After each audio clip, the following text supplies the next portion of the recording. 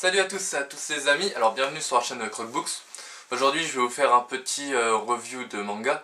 Alors oui, désolé, je vais parler de Dragon Ball Super un peu en retard, sachant que le tome 1 est sorti il y a un mois. Alors écoutez, on s'y met maintenant, fallait quand même que je la fasse cette vidéo, donc c'est parti.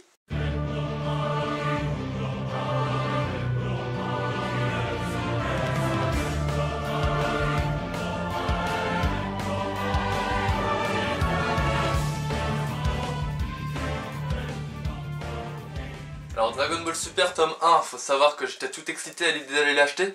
Alors rien qu'avec la couverture, nous rappelle le premier tome de Dragon Ball. Alors voilà, le truc faut savoir c'est que je suis un fan énorme de Dragon Ball, mais vraiment genre énorme. Et le truc c'est que j'attendais vraiment avec impatience la sortie manga de Dragon Ball Super. Alors, je regarde depuis maintenant pratiquement 2 ans je crois l'anime.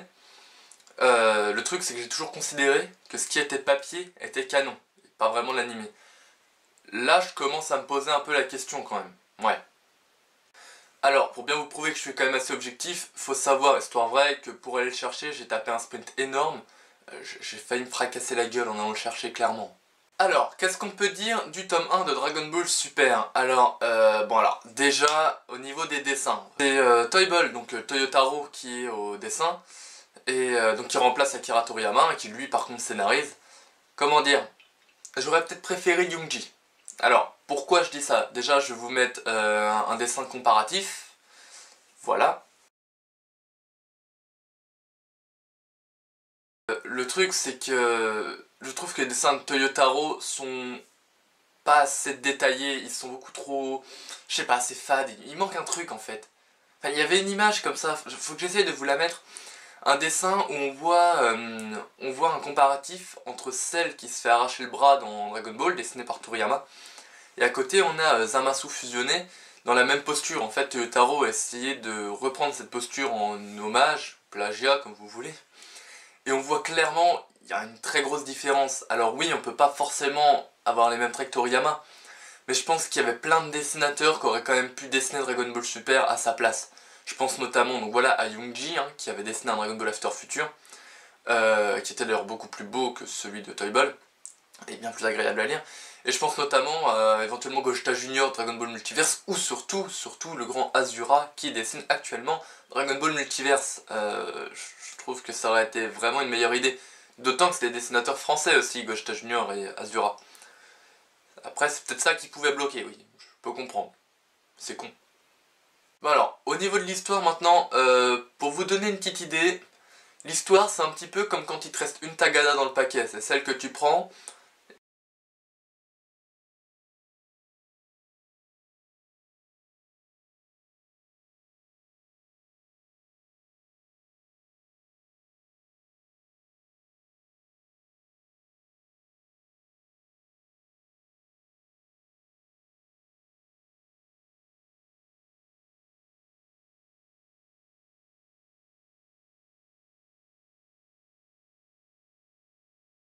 C'est une erreur, on est d'accord, mais quand même faut penser à tout le monde. On réintroduit pas les personnages. Je veux dire, le truc, ça commence clairement sur Son Goku, sur son tracteur, ok. Mais on n'a pas un retour des personnages, on voit pas ce qu'ils sont devenus entre temps, on n'a pas tout ça. Par exemple, Son Gohan, la première fois qu'on le voit là dans le manga, c'est dans une case complètement débile. Alors attendez, je vais vous trouver ça. Alors voilà, là on a Son Gohan qui arrive pour la première fois, il se fait marap par Beerus, et après il est là en second plan. Voilà, c'est ça Son Gohan dans Dragon Ball Super. C'est ça le problème. Alors après voilà, beaucoup de gens, je vais pas revenir sur le cas Gohan, mais beaucoup de gens sont là, oui mais Gohan c'est devenu une victime. Le chef Otaku reflète très bien ma pensée sur ce que je pense de Gohan, d'ailleurs sur beaucoup de choses. Donc je vous conseille d'aller plutôt voir cette vidéo là. Moi je fais de la pub pour un mec qui est plus connu que moi, ouais. Du coup je gratte le fond, je me casse. L'autre problème aussi avec ce manga, c'est qu'on a complètement zappé la saga Freezer, enfin la résurrection de Freezer. Et c'est un peu con quand même. Non, parce que très clairement, la saga Freezer, je vous montre un petit peu comment elle est passée. Fin du combat Beerus Goku, qui a duré je sais pas 5 ou 6 pages. Allez. Et ellipse, et bizarrement Goku et Vegeta qui s'entraînent chez Wish. on n'a aucune idée de pourquoi du comment. Wish nous fait un rapide petit récapitulatif de oui, vous avez battu Golden Freezer, après vous êtes entraîné, vous avez atteint Super Saiyan Blue, mais c'est pas clair. En fait, la saga Fukatsu no F, donc la résurrection de Freezer, est adaptée au Japon en manga à part. C'est-à-dire qu'il faut l'acheter en plus, donc c'est con. Parce que nous en France, je sais même pas quand ça va sortir, et si ça va sortir honnêtement. Et enfin, c'est dommage. Enfin, c'est con, c'est comme si... c'est comme si à l'époque où la Dragon Ball était sortie, enfin Dragon Ball Z, du coup l'équivalent de Z en manga, on arrivait à la fin, je sais pas moi, allez, on a qu'à dire... voilà, on a qu'à arriver au passage où Trunks tue Mecha Frieza et son père.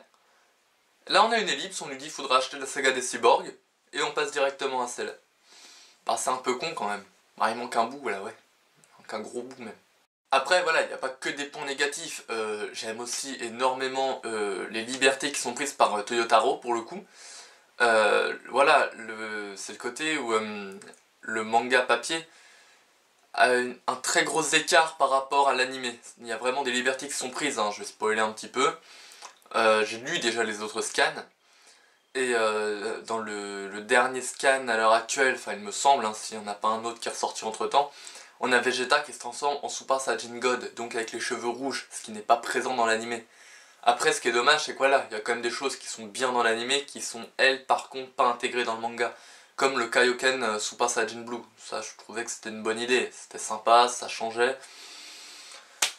Avec un petit retour aux sources en même temps, mais non. Non, dans l'animé, on l'a pas. Enfin, dans le manga, pardon, on l'a pas. Je vais revenir un petit peu quand même sur Toyotaro. Ce qui me gêne vraiment avec Toyotaro, et c'est un truc que j'ai déjà ressenti avant, c'est vraiment la manière qu'il a de sauter les choses, quoi. C'est très bizarre comme phrase. Enfin, ce que je veux dire, c'est qu'il a vraiment ce côté...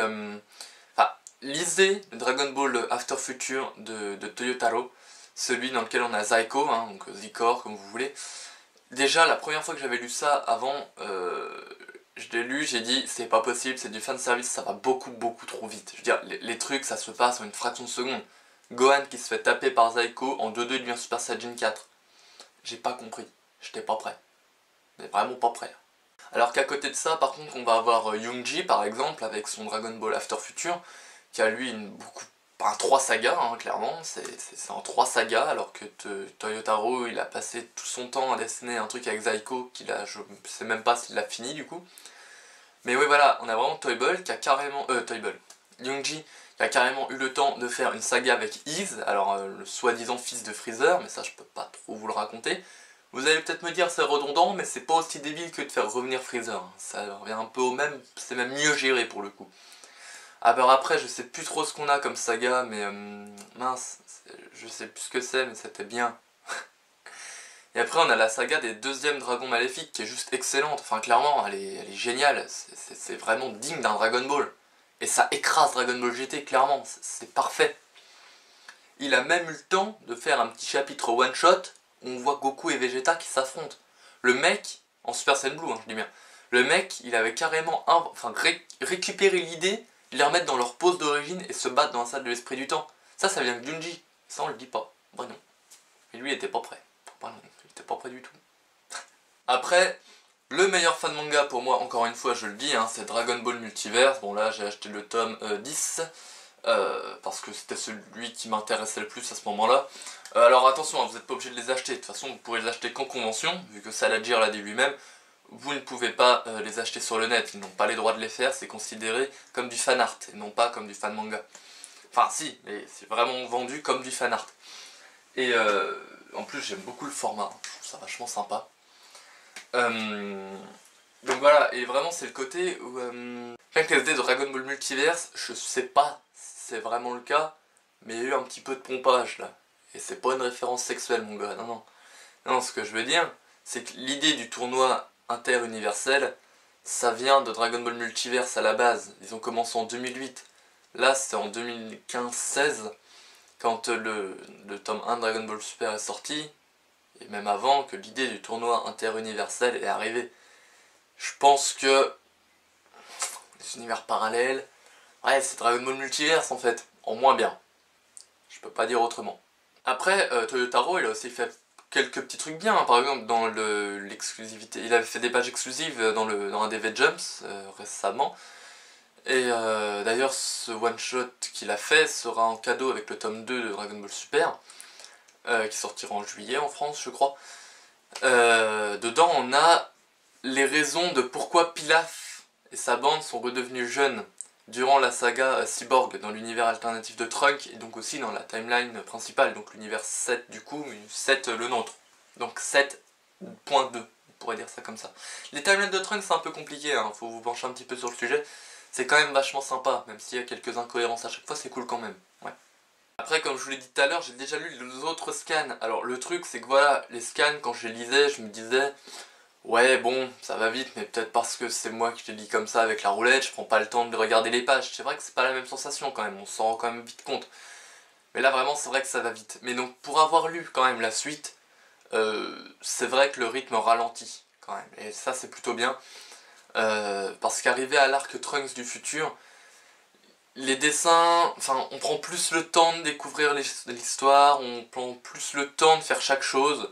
Tout est plus travaillé, on a même droit à quelques pages bonus qui pourtant sont pas forcément très utiles, mais ça montre quand même qu'ils ont quand même plus de temps, qu'ils ont rattrapé l'animé, donc ils peuvent se concentrer vraiment plus sur le manga. Parce que là vraiment au début c'est frustrant, non mais vraiment c'était frustrant, le tome 1 il est très frustrant. On commence, on se dit c'est cool on va voir Dragon Ball, première page on a un flashback, ouais on a un petit récapitulatif très rapide du combat de Goku contre Boo. Mais c'est tout, parce qu'après, franchement, on est direct dans le vif du sujet, et ça se défile, mais à une vitesse, franchement, je le répète. Mais Beerus, il se pointe, on le voit au début, il se pointe 3 cases après, il m'arabe Goku, deux pages après, il est sur Terre, il m'arabe tout le monde, et encore 2 pages après, il se bat contre Goku pour perdre à Zelda encore après. Enfin, non, il perd pas du coup, mais enfin, vous allez comprendre. Il gagne, mais il gagne pas vraiment parce que Goku est pas mort. Alors forcément, je sais qu'il faut pas forcément un combat à mort, mais enfin, vous verrez. C'est compliqué là, hein. Vous étiez pas prêts. Non, moi non plus j'étais pas prêt, voilà. Bon bah voilà les amis, c'est tout pour cette petite vidéo. Je tiens quand même à remercier le Bidibule. Alors le Bidibule c'est quoi? C'est une petite boutique à 3, hein. Je leur fais rapidement de la pub. Parce qu'ils m'ont donné un carton, enfin le carton promotionnel de Dragon Ball Super, Son Goku en Super Saiyan Blue, dessiné par Toyotaro justement. Donc je crois qu'il sera un petit peu comme ce Son Goku qu'on a derrière là. Bon ça c'est celui de Xenoverse 2 que j'avais récupéré à Leclerc. Et mais donc voilà, du coup je pense que je pourrais le mettre là, dans le décor. Je pense que ça sera plutôt pas trop mal. Et comme dira Mixem, ça sera pas piqué des hannetons. Enfin voilà quoi. Bon écoutez les amis, j'espère que cette petite vidéo vous aura plu. Hein, n'hésitez pas à vous le procurer, il est à 6 ou 7,90, je sais plus trop, il me semble que c'est 6,90 il me semble. Voilà, mais encore une fois, si vous pouvez vous rendre en convention où ils y sont, achetez plutôt Dragon Ball Multiverse, c'est cool.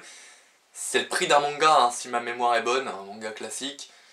Essayez de tous les acheter, c'est vraiment bien, c'est vachement bien.